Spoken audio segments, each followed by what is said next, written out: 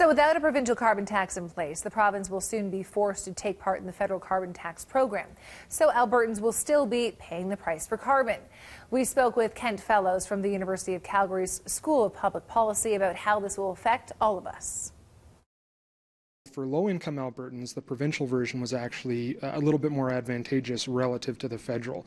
Now, that being said, the federal rebates are larger rebates, but everybody gets them, whereas the provincial rebates were staggered, so there was a phase-out. So high-income individuals in Alberta didn't get the provincial rebate, was more progressive, but they will get the federal rebate. So if you're at the top end of the income distribution, the federal version is a whole lot better for you than the provincial version.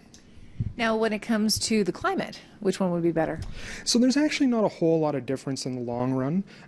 The federal carbon tax is a little bit lower to start off with, so we don't expect quite as much of an incentive to reduce emissions. But say 2 or 3 years from now, assuming the federal version sticks around, pretty similar in terms of their impacts on Canadians' GHG emission profile and climate change. Now, people are always worried that they're going to give money to the federal government and then it's not going to come back to this province. Is that what's going to happen with the federal carbon tax? I don't think so. They've made a commitment, and the way we've seen it roll out in other provinces is the revenue generated inside a province stays in that province. It might get spent a little bit differently because the feds might have different priorities on spending, the rebates being one of them. But in general, the money raised inside of Alberta should stay inside of Alberta. Albertans are hurting right now. Our economy's in a tough situation. They really want to see some relief at the gas pump and heating costs. Are we going to see that anytime soon?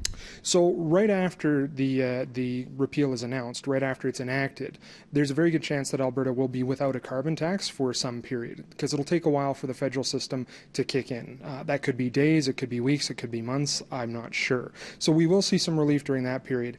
Then once the federal system comes in, assuming that it does, it will actually be a lower carbon tax for about the first year just because of the way it's staggered and phasing in. But long run, 2 or 3 years from now, chances are it's going to be pretty similar in terms of the cost side of it. It's just the rebates that are changing.